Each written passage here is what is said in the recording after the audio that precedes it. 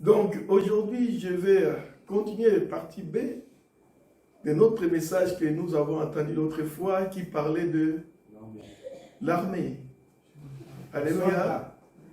Donc, mes bien-aimés, pour commencer ce que je vais continuer là, je vais vous poser une question. Où trouve-t-on des soldats? Dans une caserne. Alléluia. Mais c'est là où on trouve les soldats. Et pour nous, les enfants de Dieu, on avait vu l'autre fois que nous aussi, nous sommes dans une armée. L'armée de Dieu, où Jésus-Christ, c'est lui qui est le général de l'armée de l'Éternel. Vous vous souvenez de l'histoire de Josué lorsqu'il était venu, il a vu, Dieu est notre bien contre nous. Il a dit, je suis le chef de l'armée de l'Éternel et je viens. Donc c'est Jésus qui est le chef de cette armée. Et lorsque je parle de cette armée, je parle de l'église avec grand E. Mais dans une armée, il n'y a pas seulement une seule caserne, il y a plusieurs casernes, comme on avait parlé l'autre fois.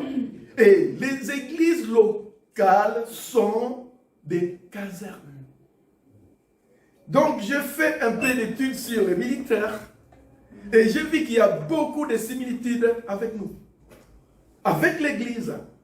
Et nous allons voir que c'est merveilleux. Et première chose dans les principes fondamentaux pour être un bon soldat, c'est la présence. Les salis au drapeau. Et oui. Nous voyons ici que tout soldat répond présent à l'appel de son équipe ou de son bataillon. Et, mais bien aimé, lorsqu'il y a un cas d'absence, le soldat doit justifier la cause de son absence. Dans les cas où il n'y a aucune justification de l'absence, le soldat peut passer à la discipline. Étant donné que nous aussi, nous sommes considérés comme des soldats, un disciple de Jésus-Christ est aussi obligé de justifier son absence lorsqu'il n'est pas là devant l'église qui est sa caserne. C'est tout à fait normal, c'est comme ça qu'on respecte celui qui nous a appelés. Qui nous a appelés? C'est Christ qui nous a appelés. Il nous a appelés pour qu'on forme cette armée. Et cette armée, mes bien-aimés, est là pour combattre les bons combats.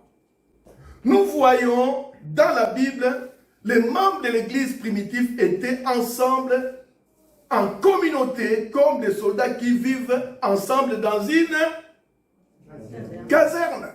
Les disciples persévéraient dans la communion fraternelle. Et on voit aussi comme ils étaient tout le temps ensemble. On dit que la multitude de ceux qui avaient cru n'était qu'un cœur et qu'une âme. Nul ne disait que ses biens lui appartenaient en propre, mais tout était commun entre eux. Mais bien aimé, à partir de ça, on va voir même que Jésus, comment il a fait avec ses apôtres. Puisqu'il a eu plusieurs disciples. Ok? Il a eu plusieurs disciples. Mais si on regarde par rapport aux 12, qu'est-ce que Jésus a fait? Jésus les a pris avec lui et il est resté avec eux combien de temps? 3 ans. Partiellement ou tout le temps? Tout le temps. Jour et nuit. Ils étaient ensemble. Mais bien aimé, Jésus a fait cela pour qu'il puisse créer ce qu'on appelle entre eux une cohésion. Cohésion d'amour. Et en même temps pour qu'ils puissent former un seul cœur. Et lorsqu'ils vont parler, ils parlent de la même chose. C'est très important, mes bien-aimés. Et même ce qui est normal, pour donner la responsabilité à une personne, il faut que la personne soit fidèle à l'engagement qu'il a pris. Vous êtes d'accord avec moi ou pas?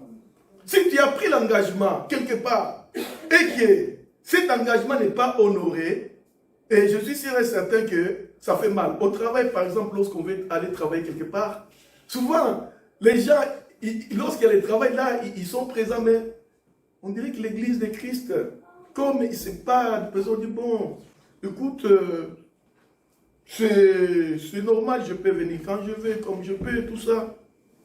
Mais Dieu, il veut que nous soyons ensemble souvent. Il veut que nous soyons ensemble souvent pour que nous puissions créer ce que nous avons entendu ici, l'amour. L'amour, la communion. Et d'ailleurs même qu'on peut communier avec des personnes qui ont la même nature. Ah oui. Je ne peux pas communier avec des gens qui je n'ai pas la même nature. On communie avec les gens qui ont la même nature pour pouvoir aller ensemble dans un seul but. Et les soldats, lorsqu'ils sont ensemble, ils sont là ensemble parce qu'ils veulent aller dans un but qui est bien précis. Et nous aussi, Dieu demande à ce que nous puissions être souvent ensemble pour que nous puissions avoir un même cœur et une même âme. Et j'avais même entendu, on dit que chaque église a sa vision.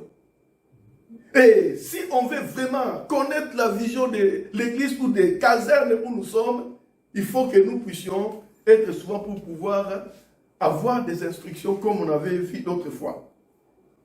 Alléluia. Donc, deuxième point, être rigoureux. Manière d'agir de quelqu'un qui se montre ferme, sévère, inflexible. Dureté extrême d'une règle, d'une obligation, d'une action. 1. Être ferme. Il y a plusieurs passages dans la Bible que Dieu nous demande d'être ferme dans tout ce que nous avons appris, de tout ce que nous avons en Christ. La fermeté dans notre foi en Christ. Et d'ailleurs, la foi est une ferme assurance. B. Sévère. Ne pas admettre des écarts à la règle.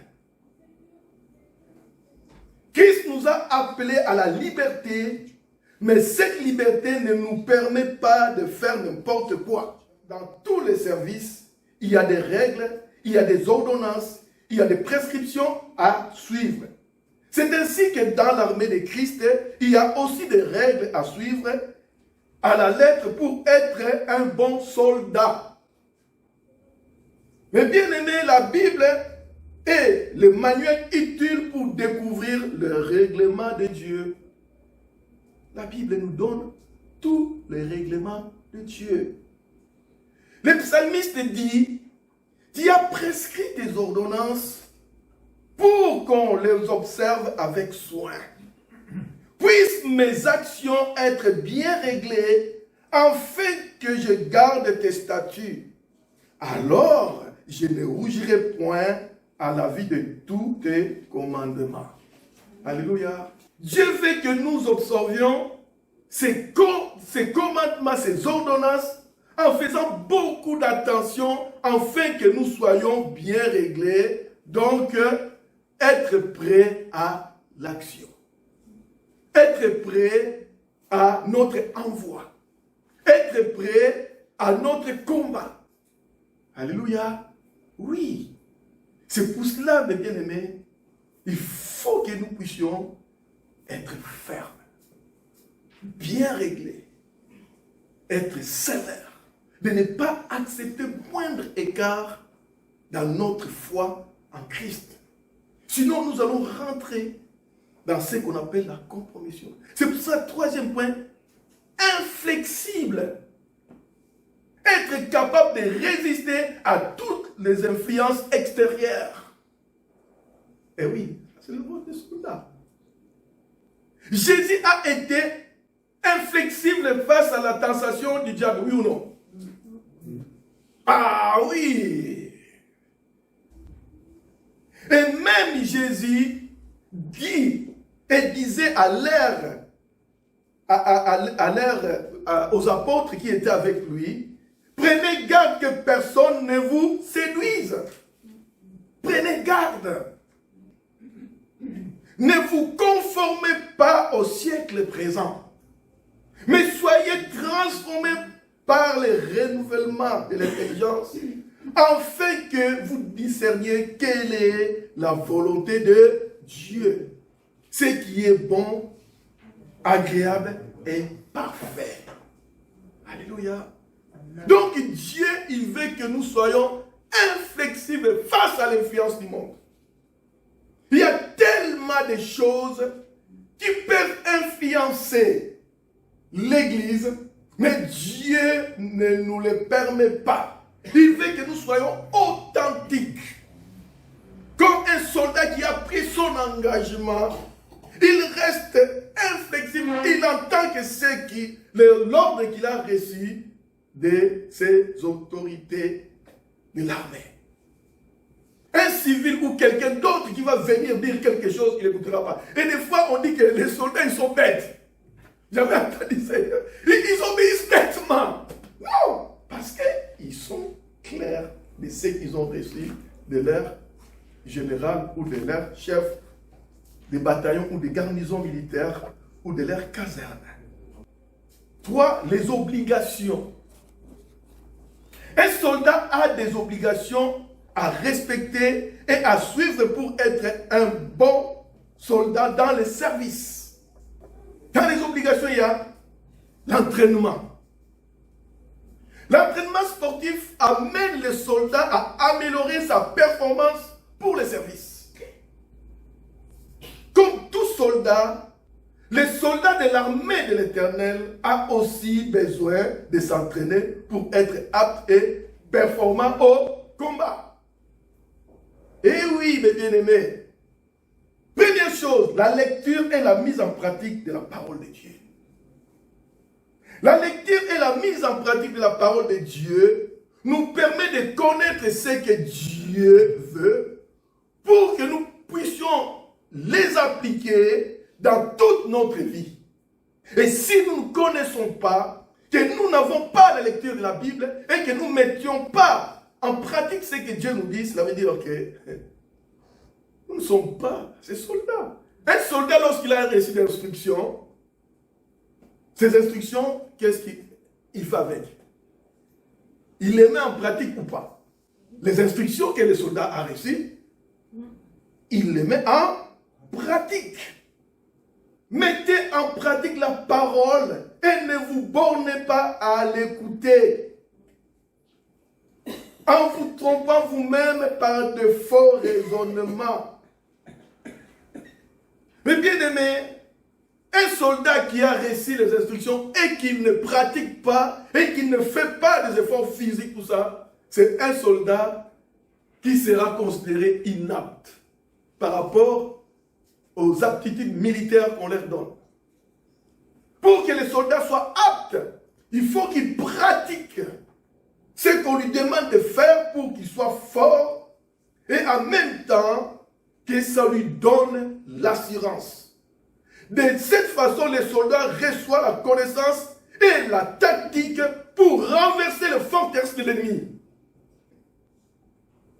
L'ennemi utilise la parole de Dieu falsifiée. Et si on ne connaît pas bien la parole de Dieu, on tombe. Faute de connaissance, mon peuple périt.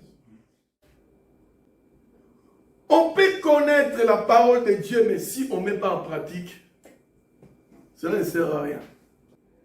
Les soldats peuvent avoir des armes sophistiquées à sa possession, mais s'il ne sait pas les manier, il ne fera pas long feu face à l'ennemi. Et nos ennemis ne travaillent pas pour être forts aussi. Les ennemis des militaires qui sont en face d'eux, vous ne pensez pas qu'eux aussi ils travaillent pour être forts? Le monde aussi travaille pour être fort aussi contre l'Église.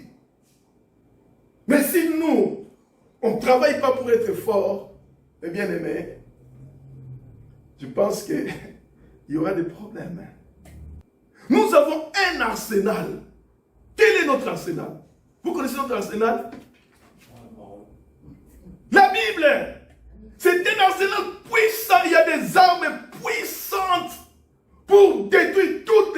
de l'ennemi là. Cet arsenal que Dieu nous a donné. C'est à nous de prendre ces armes qu'il faut et de nous entraîner pour pouvoir les utiliser dans les combats. Face à l'attaque de l'ennemi, Jésus, qu'est-ce qu'il a fait? Il est écrit. Eh oui. Lorsque l'ennemi va venir avec même des paroles falsifiées comme il a fait la troisième fois, il a pris aussi la parole de Dieu pour dire qu'il est écrit aussi. Mais comme Jésus connaissait bien, il a dit, oh, tu viens avec cette arme-là, mais moi, j'ai une arme qui est encore plus sophistiquée que l'arme que tu as prise de chez moi. Car les armes avec lesquelles que nous combattons ne sont pas charnelles, mais elles sont puissantes par la vertu de Dieu pour renverser des forteresses. Nous renversons les raisonnements et toute hauteur qui s'élève contre la connaissance de Dieu. Et nous amenons toute pensée captive à l'obéissance de Christ. Mais bien aimé, le monde est rentré dans les mensonges. Et les gens vivent dans les mensonges. Et ils croient que ces mensonges, c'est la vérité. Il y a tellement de choses, lorsque j'ai vu ça, j'ai dit ces raisonnements-là. Mais il y a des gens qui sont nés, depuis petits, ils ont cru que ces raisonnements sont devenus normaux. Vous savez qu'il y a beaucoup de choses qui sont des vices. Mais aujourd'hui, les enfants croient que c'est la vérité. C'est bon. Et c'est, éthiquement parlant, c'est normal. Mais nous, les enfants de Dieu, nous sommes là, il est bien écrit, mes bien-aimés. Nous renversons les raisonnements. Quels raisonnements? Les raisonnements de ce monde, qui sont contre ce que Dieu veut pour son peuple. Ce peuple-là, c'est le peuple de Dieu. Mais il faut qu'il devienne enfant de Dieu. Comme nous, mes bien-aimés. Autrefois, nous étions aussi des enfants de la rébellion, oui ou non? Et jusqu'à ce que Christ est venu dans nos cœurs et il nous a transformés de l'enfant de la rébellion à l'enfant de Dieu. Et lorsque nous allons entendre ça, nous sommes rentrés dans cette armée. Mais maintenant, toi, tu es rentré dans mon armée. Maintenant, toi, je te forme pour que tu ailles combattre. Il a dit, je vous envoie comme des brebis au milieu de loups. Et oui, mais bien aimé, l'église n'est pas seulement une religion où on vient, comme je dis tout le temps, on vient dire oui, je suis l'adepte de la religion chrétienne et je viens pour mon salut. Non. On n'est pas là pour le salut. Dieu, il est venu vers nous pour nous envoyer. Alléluia. Dans la religion, on cherche Dieu. Mais à l'église, c'est Dieu lui-même, il est venu pour nous envoyer. Afin de parler de lui. C'est ça la différence entre l'église et une religion. L'église n'est pas une religion, bien aimé. Parce qu'on veut que l'église soit une religion. Les gens, lorsqu'on entend une religion, alors là, ils sont comme, oui, j'ai ma religion, tu as ta religion. Mais la religion ne fait que diviser les gens. Mais Jésus ne divise pas. Jésus ne divise pas. C'est nous qui croyons que je suis à la religion évangélique, ou l'autre c'est une religion, et on se divise. Alors que, comme je vous ai dit, mes bien-aimés, nous sommes dans une même armée de plusieurs casernes. Alléluia. Cette église locale, c'est une des casernes de l'armée de l'Éternel qui est l'église. Un beau soldat s'exerce physiquement pour développer une muscle puissante qui lui permet d'avoir la force et l'endurance dans ses actions au combat. Et il y a plusieurs sortes d'exercices. Mais bien aimé, la prière nous donne la force et la puissance d'être efficace au combat. Un enfant de Dieu, un soldat de Christ, qui n'a pas la vie de prière, aïe, aïe, aïe, il n'aura pas de muscles. Il n'aura pas de muscles et la force pour pouvoir, et la puissance pour pouvoir renverser l'ennemi. Vous savez, on a toujours considéré la prière comme la respiration. La respiration nous donne l'oxygène pour développer des muscles, oui ou non? Ah oui. Ah oui, si nous voulons avoir des muscles spirituels énormes, Pour renverser l'ennemi, il faut que nous ayons la vie de prière. C'est très important, mes bien-aimés. La prière fait développer l'homme dans les domaines spirituels. Plus qu'on a la vie de prière, plus on grandit dans les surnaturels parce qu'on est en permanence avec Dieu. Comment on peut être en relation solide avec Dieu si on ne prie pas? Comment on peut avoir des mystes qui sont costauds là si on ne prie pas? Parce que c'est Dieu qui nous donne l'oxygène pour avoir l'onction, pour pouvoir combattre avec une puissance. La prière, c'est une puissance qui renverse les choses. Comme un militaire qui est costaud, il est capable de porter des armes solides avec nous pour aller combattre. La prière aussi pour nous, mes bien-aimés, est très importante. C'est par la prière que les plans de l'ennemi sont dévoilés et sont détruits. Par la prière. Amen. Lorsque nous avons la vie de prière, mes bien-aimés, nous pouvons déjouer les plans de l'ennemi, nous allons le voir. Mais une église qui ne prie pas, ou un soldat qui ne prie pas, il sera livré à toutes sortes d'attaques et n'arrive même pas à se relever. La prière agissante du juste a une grande efficacité. Nous sommes justes devant Dieu. Ça, vous savez, nos prières peuvent renverser des choses, peuvent bouleverser des choses, même des nations. Comme dans toutes les disciplines, il y a des règles et des abstinences pour augmenter sa performance. À ceux qui combattent, qu'ils s'imposent toutes sortes d'abstinences pour remporter une couronne incorruptible. Il finit par dire, j'ai très durement mon corps et il l'assujettit pour qu'il ne soit pas un jour d'éprouvé après avoir prêché aux autres. Un autre exemple, lorsque je vois mon fils militaire, comment il traite son corps, je dis à moi-même, toutes ces souffrances pour être toujours en forme et apte au combat. Avant, il ne faisait pas autant de sport. Tous les jours. Et nous aussi, tous les jours, entraînons-nous pour les combats. Les militaires, même s'ils n'ont pas entendu les combats, ils s'entraînent tout. N'attendez pas que lorsque vous avez des problèmes spirituels ou encore, vous savez commencer à prier. Non! Même si vous ne voyez pas que tout se baigne bien avec Dieu, ayez toujours l'entraînement spirituel avec vous. Ayons, nous tous, l'entraînement spirituel avec nous, afin d'être toujours prêts. Et mes bien-aimés, dans l'entraînement, la prière, on peut aussi combiner avec des jeûnes. Pourquoi on combine nos prières avec des jeûnes? Pour être encore plus efficace. Avoir une grande force au combat. Par exemple, nous voyons dans la Bible l'exemple d'Esther. La reine Esther avait décrété, pourquoi elle avait décrété les jeûnes et prières de 3 jours? Parce qu'il y avait vraiment un grand combat spirituel. Alors il a décrété ces jeûnes pour qu'il y ait vraiment la force de Dieu de pouvoir agir pour libérer son peuple. Il y a même aussi dans la Bible, dans Matthieu 17, 21, où les disciples de Jésus étaient venus et disaient, écoute, on avait vu un homme là, lui on n'a pas pu chasser les démons.